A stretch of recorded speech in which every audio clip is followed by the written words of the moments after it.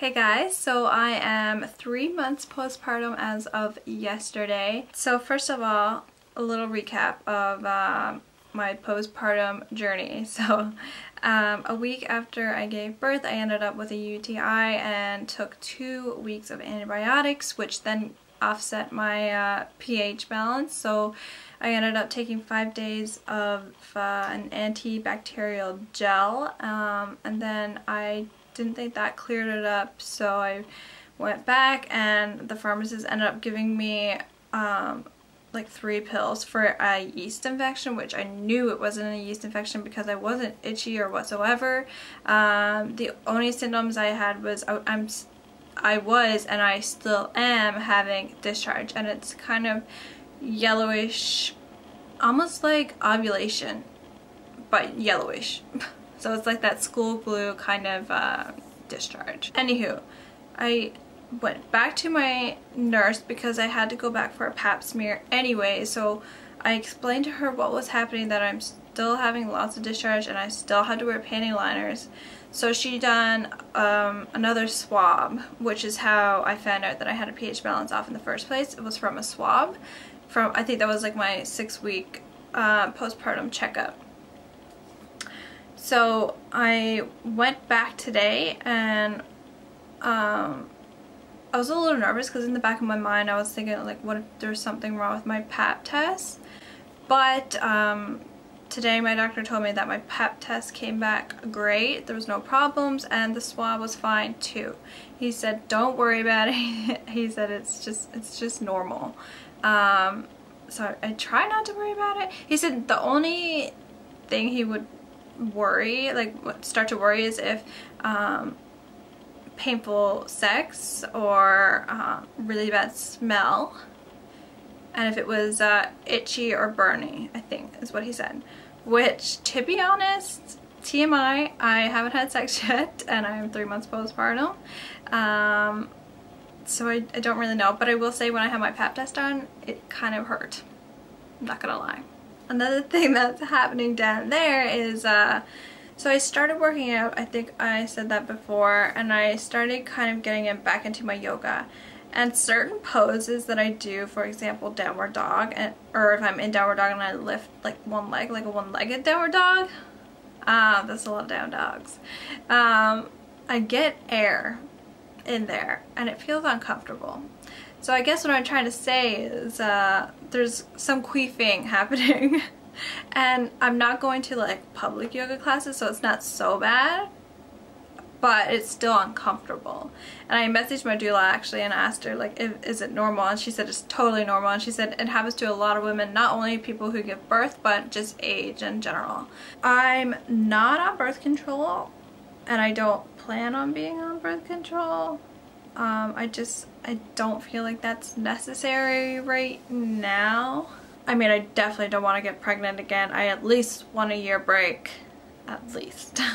Emotionally, some days I feel really good, really happy, really motivated, and then sometimes I'll go into like a rut where I feel down.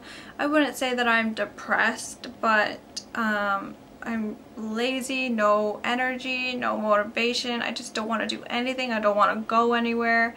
And I just actually came out of one of those ruts, and it was for a few days. My skin is super dry, and I don't think this is like pregnancy or postpartum related, but my scalp got so dry the last couple weeks. That's why I went to the doctor today to get something for it, because it's itchy, there's like red patches, it's dry and flaky. So I thought it was psoriasis, but he said it wasn't, and he gave me something else, like a shampoo for it. I don't remember what he called it. But my ears are really dry and bad. I even got it in my eyebrows. In the mornings, it felt like I don't know if it was my pubic bone or if it was muscles and tissues, but it felt like something was, I guess the best word I can use to describe it is bruised. It wasn't like my actual, like, you know, vagina opening. It was more like up on my pubic bone, and every morning when I woke up it kind of hurt, and felt like something wasn't right, but it's the last few mornings I haven't found it, so hopefully it's gone now. Maybe I bruised it. And that another thing too, my tailbone was acting up again there for about a week. A few days ago. It's gone again now though, but it felt like my tailbone was bruised a certain way that I would sit on it, or if I was leaned back and I rolled to get up, it kind of felt bruised again, but thankfully that's gone too. And then there was a few days where it felt like I had a pinched nerve in my back, and that was really bad. I could barely walk, especially again in the mornings when I got out of bed. I don't know if I pulled something in my back, but it really hurt. Again, it's gone now, thankfully, but for a while it did hurt. I feel like I've been hit by a truck. Like, all of my muscles, my legs, my hips, the joints, my shoulders, everything just feels so tight and sore, and everything hurts. I just really need a massage. Yes, that will be nice. But like I said, I did start working out. When was that? I think I said it in my last video, so maybe around then. And I was really into it. I was really enjoying it. I was on week 5, and then I kind of lost motivation and I kind of fell out the wagon. And I haven't been doing it the last couple of weeks. I've been doing a little bit of yoga, but I totally gave up on my workouts. And I think what happened was I wasn't seeing a difference on the scale. And this sounds so bad, but it's true. It's crazy how much that number on the scale can affect us. And I know these things, but it's still so hard to not let it bother you. I wish I could just chuck it in the garbage, but I think I'm just too hard on myself, and I had way too high expectations for postpartum and bouncing back to, not necessarily in shape, but bouncing back to my old self. I knew my body was never going to be the same as I was like pre-pregnancy, but I didn't expect it to be this hard. I did give myself about over a month break, I believe. 6 weeks I started working out, and I done 5 weeks, and like I said, I kind of fell out the wagon. But I was feeling really good. I was motivated to do it, and then 1 week I kind of fell behind, and my workout started on Monday, and it was like a Thursday, I believe, and I still haven't done my Monday workout. And I don't usually stress about it. If I miss a workout, I usually just go on to the next. But I was so far behind, and I was like, you know what, I'm just going to take the rest of the week off. Just, you know, just cause. And then I kind of just, yeah, gave up on it. And with that said, I still used to go for my walks. I was doing a bit of yoga here and there, and I wasn't stressing a lot about it. I was when I started. Like, I really wanted to do an 8-week program. I really wanted to eat well. Like, it was a big goal for me.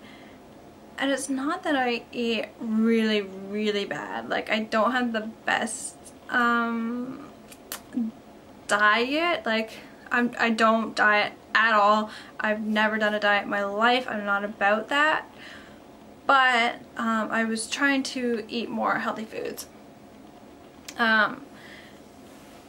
And after birth, about a week after, I was about 147 pounds, and then during my workouts, I might have lost a couple pounds, but my weight loss kind of plateaued at 140 pounds, and I'm still 140 pounds, and I think that's kind of what set me off. I wasn't seeing a difference on the scale, which is sad, which is really sad, but it's true. I think that had a lot to do with it. I wasn't losing the weight, even though I was trying really hard. But what I recently discovered and realized is that, yes, my weight wasn't changing, but I have one of those scales that show you your water percentage, and of muscle and fat percentage. And let me just go back so I can show you guys. So basically what was happening was I was gaining my muscle back because pre-pregnancy I was pretty active. I worked out, you know, probably 5 days a week on average. So I had a nice bit of muscle, and during pregnancy I lost all my muscle because the type of workouts that I'd done was a lot of like plyometrics, where like jump squats and burpees and, you know, a lot of jumping. And when I got pregnant, I just wasn't comfortable doing that. So of course I just listened to my body. I didn't force myself to do something I wasn't comfortable doing. So I did lose a lot of muscle mass because the only thing I was doing was walking and a little bit of prenatal yoga here and there, so I wasn't getting any muscle from that. So I lost a ton of muscle when I got pregnant. So what's basically happening is I'm gaining that muscle back, and at the same time I'm losing body fat, and that's evening out because muscle is a lot denser and heavier than fat. So my fat is going down and my muscle is going up, and that's why the number on the scale isn't changing. For example, this one was from March 23rd, so he was born on the 18th, so maybe like a week later. I was 147 pounds, 28% body fat, 33.5% muscle. So I gained about, I think it was 35 pounds in my pregnancy. So let's just see, 28.1% body fat. So I'm gonna go to my most recent. Okay, the lowest I've seen is 138.6 pounds on the scale. That was June the 5th, and this is what, like June? This is June the 18th. So I basically stopped weighing myself because I'm still the same, 140 pounds. So this one here says 138.6 pounds, and the one before was 147 pounds. But this one is 26% body fat, 26.1. And a week after pregnancy I was 28.1% body fat. So that's 2% lost in body fat. And then it was 33.5% muscle, and now I'm 34.4% muscle. So, you know, almost 1% muscle increase, which, you know, doesn't seem like a lot. And I know that these scales aren't accurate. Maybe they're not, maybe they are. But the point is there's a difference in the numbers. So something's happening. It might not be the right numbers, but something's happening. So it makes total sense, and it's totally normal. And it happens for a lot of women when they get pregnant, that they lose all their muscle and then they gain it afterwards. So I've been listening to one of my husband's podcasts he loves. It's called Mind Pump, and it's basically 3 men who talk about everything. So they're intuitive eaters, so they basically eat just natural foods. They don't really follow any diets or whatever, but there's a lot of good information on that podcast. You should totally check it out. There was one episode that they were talking about, they take questions, and one of the questions was a woman who couldn't lose that 30 pounds after giving birth. And what they suggested is to do resistance training, which is weight training. Body weight is perfectly fine too, to build up your muscle. Muscle burns fat, so it's better to have a lot more muscle to burn a lot more fat. And they gave the example as well as if you know, a man and a woman went on a diet together, say like boyfriend, girlfriend, man and wife. They went on a diet together, 9 chances out of 10 the man is going to lose a lot more weight than the woman. Like the man could lose 10 pounds, the woman might only lose 2 or 3 pounds.